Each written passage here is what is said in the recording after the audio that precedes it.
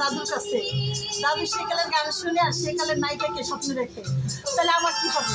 এখন দাদু ভালোবেসে আমাকে এই যে বের করে দিচ্ছে খাওয়ার জন্য, বের করে দিচ্ছে যে এগুলো। এই দেখেন দাদু, একটু বলেন কিছু আমার উদ্দেশ্যে বলেন। না না, বলে না, আমাকে আপনি ভালোবাসেন কিনা বলেন। প্রথম দেখাই খায় আর কি বলবো। তাহলে আমাকে ভালো লাগে প্রথম দেখাতে। ভালোবাসা কিন্তু বারবার আসে মানুষের জীবনে। আমি কিছু শুনতে চাচ্ছি।